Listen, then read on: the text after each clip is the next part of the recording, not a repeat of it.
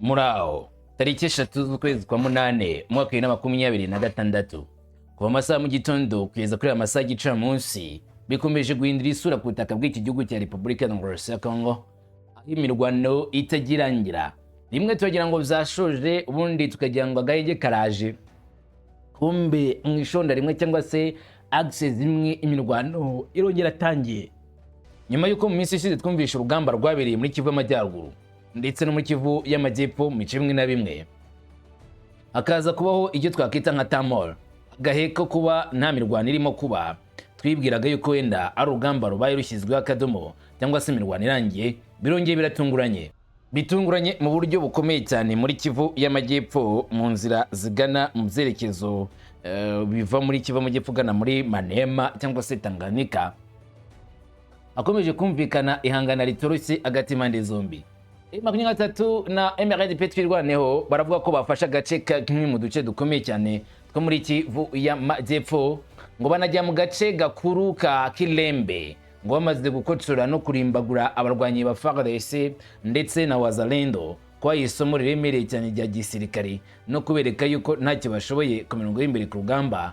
M23 yibanze kikurikira, muri make ikora ibyishaka nta wihagaze hejuru, ikishaka ikigeraho, urugamba rurwayo kandi gutsinda yabigize intego. Ni M23 yongeye guhamya cyangwa se bari kwihamiriza kuri rezo sosiyo iby'imirwano yakoze. Ndabikubwira uko biri kuvugwa, nyamara ku rundi ruhande mu buyobozi bwa Rukenge bwahakanye amakuru bwa Rurenge, si Rukenge, ni ubuyobozi bwa Rurenge bwahakanye amakuru yavugaga ko M23 yafashe aho ngaho muri Rurenge. Ndabubwira uko byagenze, ko byabanje gutangazwa ko M23 yahageze, ubuyobozi bwo muri kara karere bwaje kuyakana gute, ndabikubwira byose. Ariko iri tangazo ko rikomeye ni imyiteguro FARDC muri kano gace k'ikazi.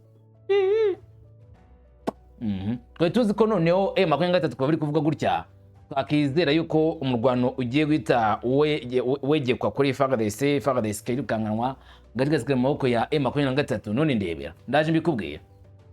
Genocost ni jenoside yakorewe abakongomani muri Congo, ngo ni ikintu bateguye. Tshisekedi yarifuza ko u Rwanda rwagorwa ngo ruzicuze ubwicanyi bwabereye muri Repubulika ya Congo. Muri kano karere tugize ibihugu bibiri byemeza jenoside.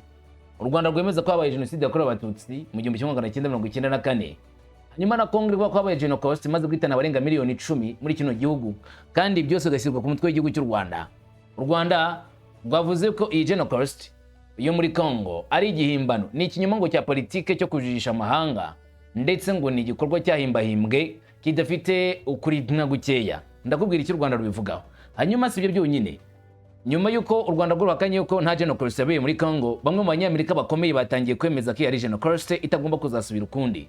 Umwe mu bapasitori bakomeye cyane muri Leta Zunze Ubumwe za Amerika yagaragaye mu mashusho yifatanya n'abakongomani bose mu gihe cyo kwibuka inzirakarengane zazize ngo Genocost muri Burasirazuba no mu gihugu cyose cya Congo muri rusange, nk'igihamya kigaragaza neza ko ubwo Leta Zunze Ubumwe za Amerika batangiye gutera intambwe bemeza Genocost. Wibuke ko jenoside yakorewe abatutsi muri Amerika ntabwo bayemera, ndavuga nka leta muri rusange, bavuga ngo ni jenoside yabaye mu Rwanda, jenoside yakorewe abatutsi gutyo muri buryo officiel. Ntabwo Leta Zunze Ubumwe za Amerika zizabyemera. Hakibazwa impamvu Leta Zunze Ubumwe za Amerika imyaka ingana gutya banze kwemeza ikintu n'amahanga ubwayo yemeje, cyangwa se n'umuryango w'abibumbye ubwawo waje kuvuga yuko babyiboneye neza n'ibihamya bihari. Aho ugeze uyu munsi Leta Zunze Ubumwe za Amerika zikazaruciye rukamera kanga kwemera iby'iryo jambo cyangwa se iyo ntero ivuga ko ari jenoside yakorewe abatutsi. Naje nabyo tubigarukeho. Hanyuma ariko Perezida w'u Burundi Evariste Ndayishimiye bavuga ko yaganiriye n'umuyobozi umwe muri twirwaneho yitwa Fred Kaniki, baganira ku bibazo by'umurasirazuba bwa Congo ndetse n'ibibazo byo muri Minembwe. Wari ubizi ko ikiganiro cyabaye hagati ya Neva ndetse na Kaniki. Reka nze byose mbikubwire muri aka kanya, ramenya byinshi uko byose biri kuvugwa, nta kimwe dusize inyuma, ahubwo byose uko bizakabaye tubigarukeho, tubivugwe byose uko biri, uko ibintu bimeze byose. Yewe ndo Mungu wa Kamanzi w'Uruwande, ikaze kuri mwese gutera bamwe biri kuvugwa byose uko bizakabaye ku butaka bwa Congo.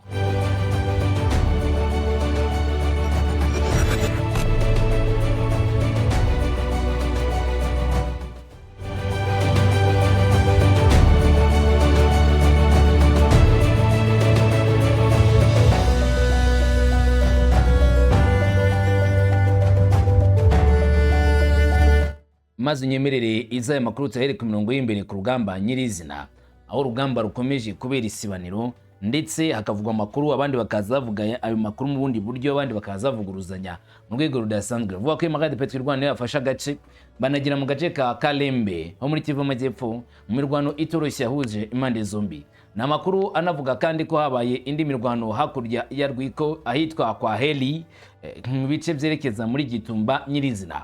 Bivuga ko imirwano yabereye muri Rwiko yatangiye ku isaha y'isa 8 z'amanywa tariki 2 z'ukwezi kwa 8 itangijwe na M23 yarasaba kuri position ya FARDC Wazalendo kwa Heli, ariko amakuru akemeza yuko ibyo ngibyo mu kuba FARDC na Wazalendo bahise batereka imbunda zabo za machine gun ebyiri ku misozi eteganye cyangwa se udutaba duteganye barasari guturuka M23, ari nako kandi bamwe mu basekere ba Wazalendo aribo bagiye ku mirongo y'imbere bahangana na M23 birangira ngo bayirukankanye. Mu gihe byari byanje kuvuga ko M23 yashakaga gufata iyi position umaze ifungura amarembo yo gufunga urujya n'uruza rw'abasekere ba FARDC na Wazalendo bazamuka hafi y'ishyamba rya Rukenia bajya gutanga umusada. Uriyo byangaza kunda agace basigara bemeze yuko umutekano urimo aribo bawutanze, nubwo amya neza cyane ko nta kibazo na kimwe gishobora gutera umutekano muke muri ako karere.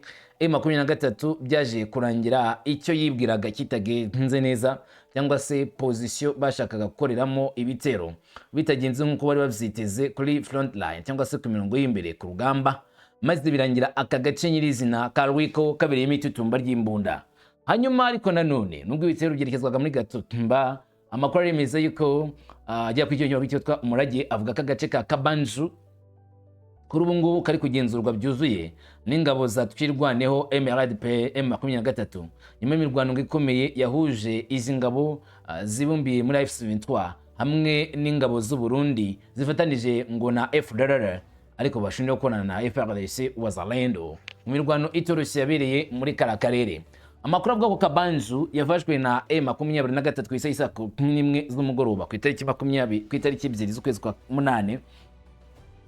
Ibi nubwo bitangazwa n'ikindi kinyamakuru cyitwa Radio Umurage, ntageze hasohoka raporo cyangwa se itangazo officiel rya M23 twirwaneho cyangwa se ngo hasohoke iryemeza iby'amakuru ku ruhande rwa FARDC avuga ko batakaje Kabanju bizako kanya mu gihe byatangazwaga. Gusa nyirizina byemezwa neza ko muri Kabanju ko kumvikanye urusaku rw'imbunda ariko rutamaze umwanya munini nk'uko byatangajwe no ku ruhande rwa M23, nk'uko abaturage na societe civile zatuye babivuga ngo ntabwo bigeze bumva ibitero biremereye cyane bivuga muri ayo masaha by'igihe kinini, nk'uko benshi babishumangira yuko yego humvikanye ibitero cyangwa se humvikanye imirwano, ariko uburyo bavuga ko yagenze biratandukanye. Imakuru gikomeza kigira kiti amakuru agera kuri Radio Umurage avuga ko agace ka Kabanju kuri ubu ngubu kari kugenzurwa byuzuye na AFC M23 twirwaneho kandi barakomeza kugenzura. Kumbe ubuyobozi bumwe mu buyobozi bukomeye cyane mu karere buhakana iby'aya makuru ni umuyobozi w'akarere ka Fizi Kalonji Badibanga Sami yasabye abaturage ku cyumweru tariki 2 Kanama ko amakuru avuga ko amakuru akomeje kuvugwa ari ibinyoma badakomeza kuyizera, ngo kubivuga ko hari abarwanyi ba M23 bageze muri Kilembe ndetse n'ikico gikuru cy'umurenge wa Rurenge ngo akaba barakigezemo.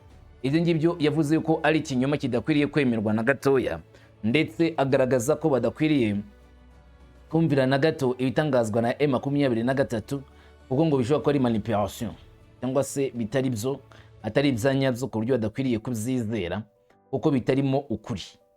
Aya makuru yemezwa n'ubuyobozi bwa Rurenge hariya bashimangira cyane cyane yuko ibyakomeje kwirakwizwa kuri les réseaux sociaux bitari ukuri, ndetse gukomeza kubyizera ubwabyo bizatuma abaturage bagwa mu katego k'akamashu ko kwizera ibinyoma mu gihe nta kuri kubirimo nk'uko bigaragazwa n'abayobozi.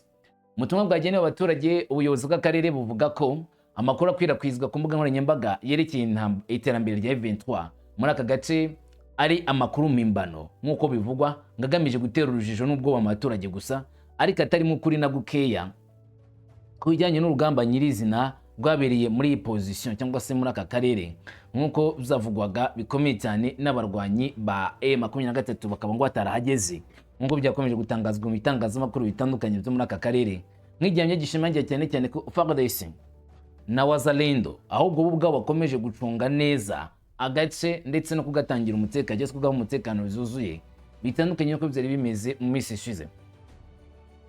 Umuyobozi kandi yemeza ko ingabo za Repubulika ya Demokarasi ya Congo FARDC ishyikiwe n'imitwe ya Wazalendo zikomeje ibirindiro byazo kandi zikomeje kurengera ubusugire bw'ubutaka bwa Repubulika ya Demokarasi ya Congo, nk'igihamya kigaragaza neza cyane ko ahariho hose muri Burasirazuba bwa Congo azakomeza kurindirwa umutekano n'ubuyobozi bwa FARDC cyangwa se n'ingabo za FARDC zishyize hamwe kugira ngo amahoro aboneke muri Burasirazuba bwa Repubulika ya Demokarasi ya Congo mu buryo bwuzuye, nk'igihamya nanone gishimangira uburyo FARDC cyangwa se igisirikare cya leta ya Congo kitaye ku kurindira umutekano abaturage b'abasivili ndetse no kongera kwemeza neza uburyo muri kino gihe bizongera gushimangirwa ko M23 yari izi neza ko byanga bikunde FARDC ngo nayo yambariye urugamba. Ngibyo barabize ko baravyirengagize ko gutunda kuzakomeza ubibona. Nkuko rero bivugwa ubuyobozi bwa Rulenge apana Rukenge ni Rulenge buvuga ko aya makuru akomeje kwirakwizwa kile zose nta kuri kurimo. Mu itangazo rye Kalonji Badibanga Sami akomeza gushinja M23 gukoresha igisirikare cy'ikoranabuhanga kugira ngo bakwirakwiza amakuru atariyo, uvuga ngo réseaux sociaux ngo nka kimwe ibikoresho byabo byo ku rugamba. Anavuga ko hari abanyamakuru bamwe na bamwe bitabiriye ubukangurambaga ngo bw'ibinyoma, vuga ibintu bitabayeho, bakayobya uburari, bakavuga ibidahari, bakavuga kimwe ku kindi ariko kitari ukuri ku byabaye kuri terrain. Niyo mpamvu Badibanga avuga ati mwirinde cyane cyane amakuru y'ibinyoma komeje gushyirwa kuri réseaux sociaux ntabwo ari ay'ukuri. Ubuyobozi bw'akarere bwasabye kandi abaturage ba Fizi n'uturere tuyikikije gukomeza kuba maso, kwirinda gukwirakwizwa kw'ibihuha no kwizera amakuru yemewe mu miterere y'umutekano muri ako gace. Gusa ariko nubwo buno ubuyobozi buhakana ibya makuru cyangwa se iby'iterambere rya M23 byo gufata kano gace no kwigarura imwe mu midugudu yawo, ibisa nk'ibingibi byigeze ko n'ubundi mu minsi ishize maze M23 gitangaza ko ari agace runaka bafashe, bigakanwa na leta ya Congo cyangwa se igisirikare cya leta ya Congo kikabihakana, ariko mu gihe runaka bikazagaragara neza cyane ko icyavuzwe ari icyanya cyo kuko agace kafashwe na M23 mu gihe runaka amaze gutimbura FARDC no kubirukansa, ukongera kugaragara neza cyane ko bigaruriye ako karere kandi aribo bari kukagenzura mu buryo bwuzuye, nk'igihamya gishimangira cyane cyane ko M23 hari ubwo bavuga ngo bafasha agace batari bagafata ariko bari mu nzira baje gahunda ari uko kigarurira koko nk'uko bagiye bavuga yuko byange bikunde ubutaka bwa Congo bwose burimo FARDC bazabavana Amerika ngo bazigarura ibice byose, bazigarura Burasirazuba bwa Congo bwose babugenzura, atariho gusa ahubwo n'ibina ngombwa bagere no mu bindi bice bishyiramo amahoro n'umutekano bavuga ko yabujijwe na FARDC n'abazalendo muri ibyo byerekezo byose. Kuri ubu rero amakuru akaba ari gushimangirwa neza bizuzuye n'abarwanyi ba FARDC na wazalendo bati Rulenge nitwe tuyifite, Kalembe ni murimo, ni kinyoma cyambaye ubusa, kandi abaturage birinde izo mvugo zanyu zo kujijisha ngo hari agace murimo kugenzura twari turimo yishwe ntako. Tuve ku bijyanye na front line cyangwa se imirongo y'imbere ku rugamba, tuze kuri ibi nabyo ntabwo byoroshye, bisa naho nanone ari rugamba n'ubundi mu buryo bwa diplomasi na politique hagati ya Congo n'igihugu cy'u Rwanda. Urugero, Congo ishinjwa n'u Rwanda gucumbikira abajenosideri abagize uruhare muri jenoside yakorewe Abatutsi mu 1994 nk'uko u Rwanda rubivuga ko bahungiye muri Congo ubwamo Mbutu Sese Seko yitwaga Zaire icyo gihe, hanyuma bagahabwa ibikoresho bagakomeza gufashwa n'ubutegetsi bwa Joseph Kabila Kabange, nubwo habaye ibikorwa byo kubasenya ntibabarimbure ngo babamare, abategetsi bagacisikira n'icirumbo bwagerwaho noneho bukaba ubwo kwatera ingabo mu bitugu kugira ngo bakongere guhunganya umutekano mu gihugu cy'u Rwanda. Bivuze ngo ubutegetsi bwose bwa Congo bwabayeho ubwabo bwo gufasha FDLR. Kisekedi Chilombo ahakana ubufatanye bwe na FDLR, ahubwo akavuga ko ari muri gahunda gusenya umutwe wa FDLR kugira ngo Congo ibone amahoro. Icyakora Congo igashinja u Rwanda kugira urwitwazo FDLR, u Rwanda rugiye muri Congo gusahurayo no kwica no kuri ibikorwa by'ubwicanyi muri kino gihugu cya Congo mu myaka yashize. Icyo gikorwa cy'u Rwanda muri Congo nicyo Congo bise genocide, ubwicanyi bwakozwe nkana n'u Rwanda ku butaka bwa Repubulika ya Congo. Kabone n'ubwo hari andi mazina y'ibindi bihugu kunze kuvuga muri genocide, ariko ba nyirabayazana b'ibyo byaha bivuga ko ari u Rwanda bwakoze ubwo bwicanyi ku butaka bwa Repubulika ya Demokarasi ya Congo. Kuva rero u Rwanda rwatangiye gushinjwa iyi genocide muri Congo, bamwe batangiye kubona neza ko ari uburyo bwa diplomasi bwo gusibanganya burundu ndetse no kuvana amateka y'igihugu cy'u Rwanda ya genocide yakorewe Abatutsi. Kubera iki? Byonyine imibare igaragaza neza cyane inkubwe nyinshi y'ubwicanyi. U Rwanda ruvuga ko muri genocide yakorewe Abatutsi hishwe byibura abarenga miliyoni 100, abarenga miliyoni 1 ho gatoya mu minsi 100. mu gihe Kongo ivuga ko ubwicanyi bakorerwa bumaze imyaka irenga 30 hamaze gupfa barenga miliyoni 11 z'abaturage. What the hell?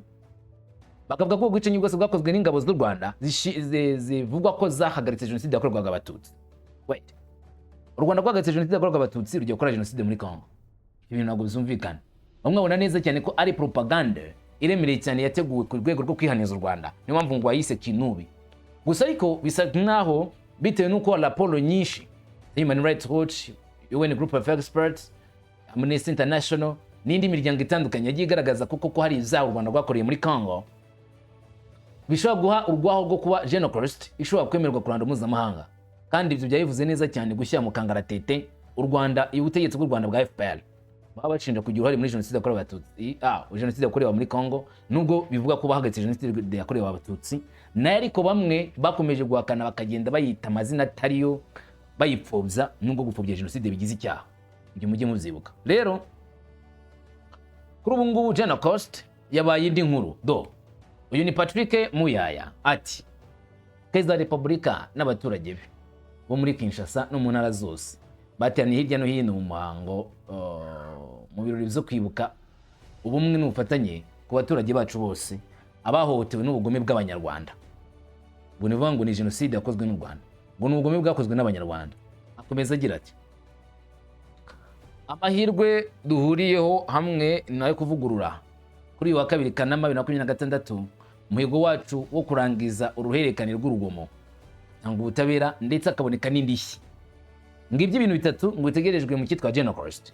Nuko habaho guhagarikwa k'urugomo rukomeje kuba ku butaka bwa Kongo, aho mu ijambo rye Tshisekedi Tshilombo yavuze ko na n'uyu munsi abakoreye jenoside abakongomani bagikomeje kwikura muri Burasirazuba bwa Kongo, aribo Rwanda rwitwikira ingwe 23. Icya kabiri ngo guhagarika urugomo rero, icya mbere guhagarika urugomo, icya kabiri ngo gutanga ubutabera bahohotewe ku buryo nyine abagize uruhare muri ibyo byaha bagomba gushyikirizwa inkiko. Icya gatatu ni gutanga indishyi kuba hohotewe ku byangiritse byose muri Kongo. Reka twipoze amagambo make tuvuga yuko ibintu Kongo ivuga amahanga byemeye, wenda Leta z'Ubumwe za Amerika, Abafaransa, umuryango w'abibumbye bakemereye Genocide koko yabaye muri Kongo kandi ikozwe n'u Rwanda. Reka tse kuri amagambo atatu Kongo yifashisha: guhagarika urugomo, ubutabera n'indishyi. Niki cyavamo? Guhagarika urugomo ivuze gusenya M23 ku buryo bweruye, buryo itazongera kuzura umutwe. Yes, yego. Kabiri, ubutabera ni ugujyana mu rukiko buri muntu wese bashinja kugira uruhare ku butaka bwa Kongo.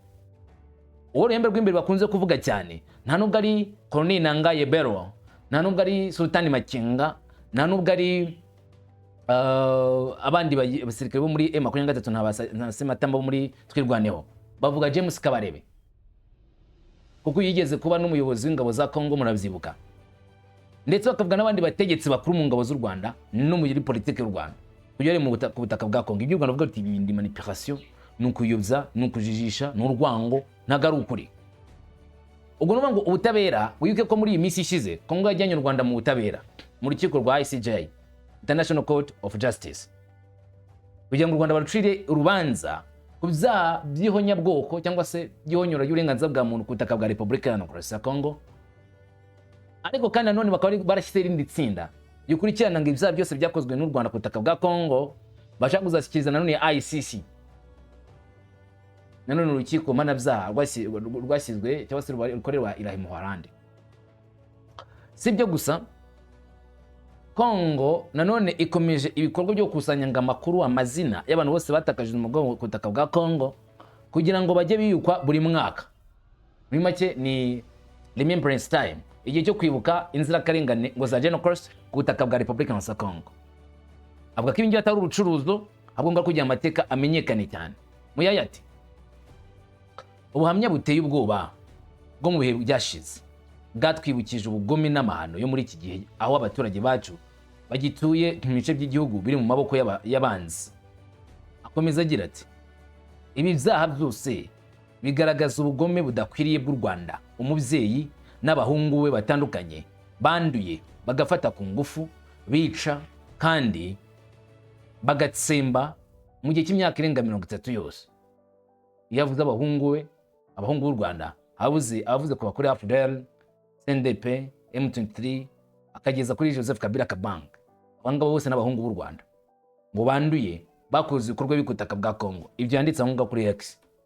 Akomeza agira ati dushyigikiye Perezida wa Repubulika, tuzahagarika kwibuka abahohotewe muri uyu muco uhoraho ubugizi bwa nabi bushingiye mu kwigarurira ubutaka bwacu no gusahura umutungo wacu mu buryo bwa gahunda.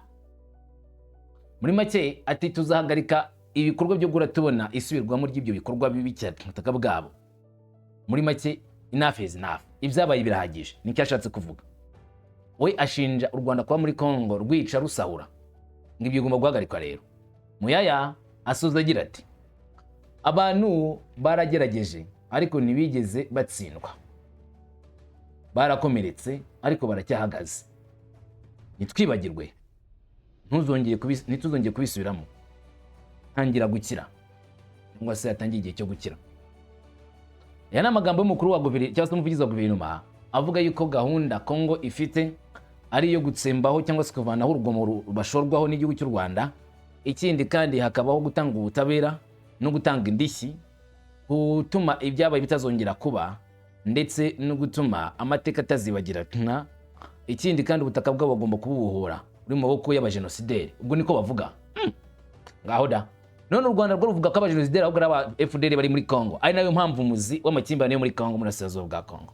Banasobanura neza cyane ko bigenze gutya abantu bumvishe neza inkomoko y'amakimbirane muri Kongo, bamenya neza ko umuzi ngari FDL yashatse gutsemba abatutsi mu Rwanda, bamaze kwitimbura ikimukira muri Kongo, yajya muri Kongo kongera gutanga izo genocide muri Kongo, ari nakisha kuja gutera umutekano muke mu gihugu cy'u Rwanda. Maze abakongomani bakishyira hamwe bati ntabwo dushaka kujya gukomeze kwicwa, bakarwanya FDL ishaka kubica, ari nako u Rwanda gushyira ingamba z'ubwirinzi kujya birinde ko FDL yagaruka mu gihugu cy'u Rwanda. Ibyo ubwabyo bakabyita ko ari genocide u Rwanda rukora muri Kongo. U Rwanda rutariko kwirengagiza amateka nyakuri. Ni gute twatera muri Kongo kandi ahubwo abaduteye, abatwishe, abatwiciye aribo muturanye nabo, aribo mukorana nabo, bica bameze nkatwe wanyu? None abasore babo ngabo bahaguruka ngo barwanye abo banyabibi, mukita ko u Rwanda rwo kurwana muri Kongo. Kongo iti oya, none murakana ko nanga mufite muri Kongo, murazifite. Bitazwi mpuzamahanga zarabivuze, umuryango w'ubumbye warabivuze. None mwaje muri Kongo gukora iki? Ni urwitwazo rwa FDL. Muri make kwiza amagingo yangaya muri diplomasi na politiki hagati y'u Rwanda na Kongo ni imijugujugu ku mijugujugu. Nta bwumvikane buriho, ni nkubita ngutikure njombe nkujombe, kuko kumvikana zaranze. Kugeza uyu munsi ibazwa ngo none ubu gusobanukirwa ibizaba hagati y'ugu zombi n'ibizaba rya, cyangwa se kumenya hezo ry'amatati bizaba ryari.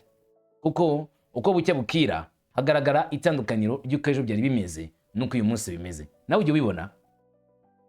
U Rwanda ruravuga ko rero Genocide ya Kongo ari ikinyoma cya politiki cyo kujijisha amahanga. Genocide ni inyigisho y'ubugambanyi yashyizweho muri politiki, igaragazwa nk'ukuri kw'amateka n'amategeko, ishyigikiwe na guverinoma ya Kongo iriho, kandi ikanatangazwa nk'abaharaniye uburenganzira bw'ikiremwamuntu, nubwo itaremerwa nk'igitekerezo cy'amateka cyangwa se amategeko yashyizweho nkarengere kuvuga yuko ingiye ari genocide kuko yabaye ku butaka bwa Kongo. Mu myaka yashize igitekerezo cya Genocide cyabaye igice cy'ingenzi cy'ingamba zo guhakana genocide yakorewe abatutsi mu Rwanda, ndetse n'igice cy'ibiganiro za politiki hagati ya Kongo n'u Rwanda. None ngo n'uyu munsi wongeye kuzamura ibi ngibi. Uribuka ko genocide yakorewe abatutsi yagize amazina menshi, temba bwoko, bayita double genocide, bayita ubwicanyi buraho, ibintu byinshi byagiye bivugwa. Ariko ngo Genocide ni ku Rwanda ruvuga ngo yigeze none kuba igikoresho cyo guhakana genocide yakorewe abatutsi. Maze kwikubwira mu kanya gashize. None utuvuge ko Genocide bigiye kurangira itakaje agaciro. Abanyamerika batangiye kwemera iyi Genocide. Uyu ni Pastor Joel Austin wo muri Leta Zunze Ubumwe za Amerika watangiye kwemera ku mugaragaro ko ari genocide yakorewe abakongomani kumva kwamaganwa. Nkuko bivugwa na ambasade ya Leta Zunze Ubumwe za Amerika muri Amerika, baravuga ati ambasade ya Repubulika ya Kongo na Amerika muri Amerika na Kongo muri Amerika irashimira byimazeyo Pastor Joel Austin ubw'ubutumwa bwe bw'impuhwe n'ubufatanye mu kwibuka miliyoni z'abahohotewe na Genocide. Bati mu gihe twizihiza umunsi wo kwibuka ku ya 2 Kanama, duha icyubahiro abishwe, dushyigikira indangagaciro z'ukuri, ubutabera n'amahoro, kandi tukongera kwiyemeza ko ubugome nk'ubwo butazongera kubaho ukundi. Barashimira uyu Pastor Austin wagaragaje nkiza cyane yuko ashyigikiye Repubulika ya Demokarasi ya Kongo. Mu magambo ye Austin, Pastor Joel yagize ibyo atangaza agaragaza neza cyane ko bashyigikiye byimazeyo Repubulika ya Demokarasi ya Kongo ndetse bashyigikiye abaturage bose ba Kongo bakomeje kwibasirwa. Ati muri aho nitwa Pastor Austin Joel, nishimiye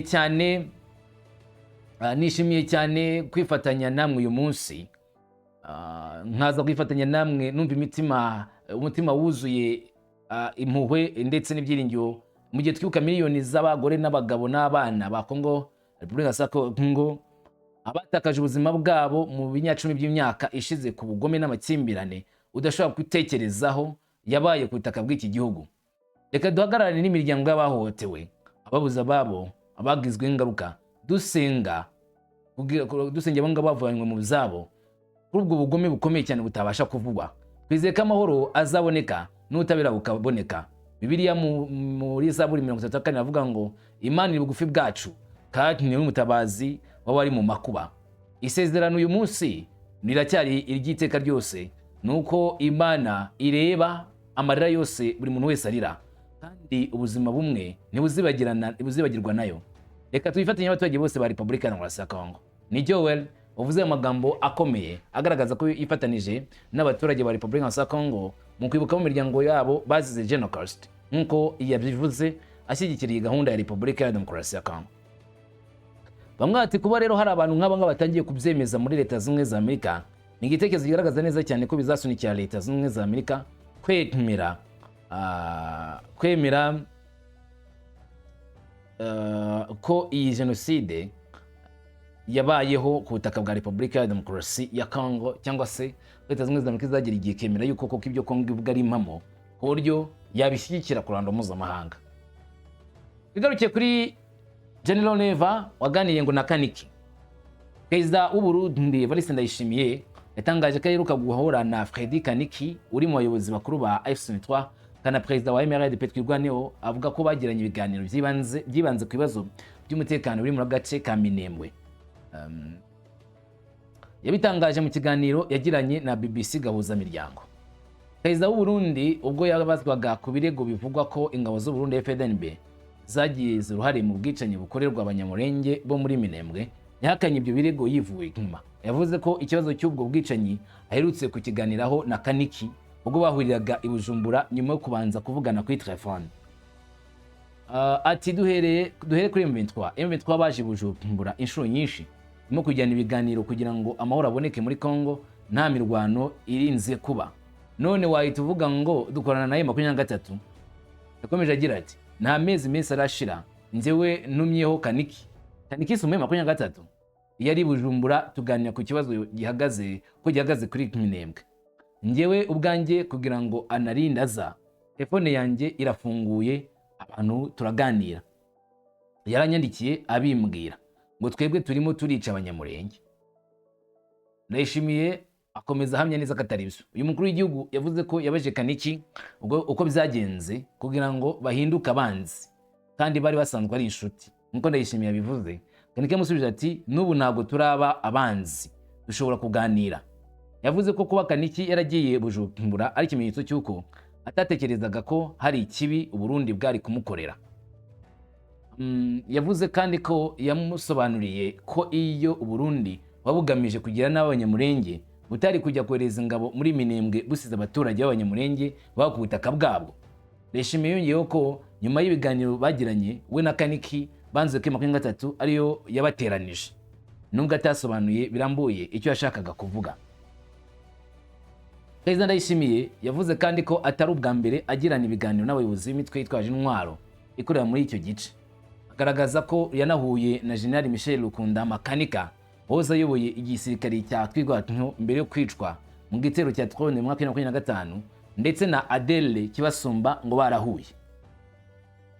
Yanavuze ko abanyamurenge batuye mu bice bigenzurwa n'ingabo z'u Burundi nta kibazo bafite, mu gihe yavuze ko abari mu duce tugenzurwa na M23 ari wakomeje guhura n'ikibazo. Kugeza Fredy Kaniki M23 na Twirwaneho ntibaragira icyo batangaza ku byo Perezida Ndayishimiye yavuze byo kuba yarahuye na Fredy Kaniki, ndetse no kuba Kaniki ngo yaremeye yuko M23 ariyo yateranije Twirwaneho n'u Burundi, nyamara bari basanzwe ngo bibanira neza. Uribuka ko mu bihe byashize bigeze gushimira abarundi ko babarinze mu byitwa Gatafoka barinda ibitero by'abamayimayi. Urungu ariko akavuga ko abarundi barimo kubica. ntirasobanuka neza kuri ubu ngubu ukurikije amagambo ya Ndayishimiye yatangaje. Ajya gutera Kamucerenge muri M23 na twirwana maze bagatangira kurebana ikinyori nabo. Kuko ngo yagiye kubindushye. Byaba arakaga gakomeye cyane. Reka iminsi imbere duhakire byinshi nakiyatse byinshi tuzamenye ibitse byari byo. Uko bucya bukira amakuru agiye asohoka tugiye tumenya ngo azanye iki. Ubwo bwe neza uw'amahoro. Mishamari be kuri wowe nibyo nkwifuriza.